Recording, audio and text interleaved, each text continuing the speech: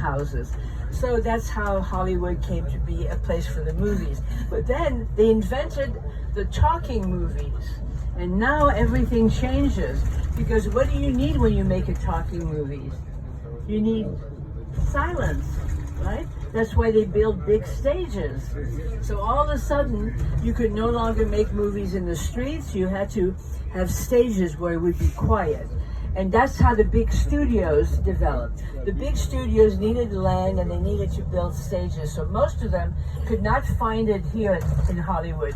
The only big studio left in this part of town is Paramount Studio. The rest of the studios are on the other side of the hill where you went yesterday, Universal Studio. That's where Warner Brother is. That's where the Walt Disney Company is. Oh, this is the Guitar Center here on the right. If any musician who plays the guitar comes here to either buy a guitar, sell a guitar, repair a guitar, everything that has to do with a guitar. So if you love musician, this is the place to go visit, because you always will find lots of musicians. The musician Van Halen, the guitarist, he just donated a guitar that's worth $2 million. They have a big museum of the guitar. The Bonham Company right here on the right, those are auctioneers, and this is where Michael Jackson's things were sold. They had a big book, and Michael Jackson owed a lot of money when he died. He owed a lot of money, and so his relatives started selling his stuff. So people who were interested in buying a Michael Jackson thing, they could buy it at an auction.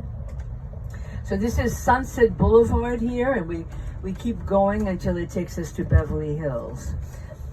For many years, Sunset Boulevard was the big center of the entertainment. This is where the nightclubs were. This is where fancy restaurants were, all kinds of things. And also, this is where things that were naughty things, like houses of prostitution, houses of gambling. Until the mid-1950s, Los Angeles was a very naughty city, a city that was controlled by the mafia. You all know about the mafia. This is the Italian and the Jewish mafia.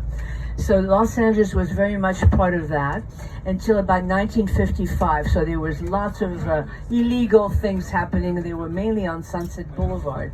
And then we had a new mayor and a new chief of police, and they were able to get rid of most of the gangsters. And where do you think those gangsters went? You know where they went? They went to Las Vegas.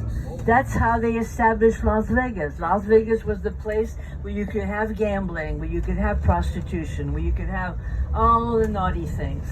So once they left Los Angeles, there was a movie maybe you saw called Bugsy with Warren Beatty about the gangster Bugsy Siegel. No?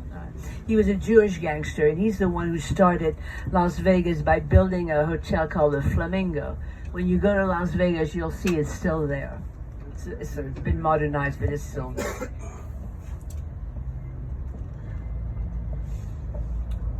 So during the time of the beginning of the movies, and then certainly into the before World War II and after World War II, Los Angeles became very, very important, with all these studios making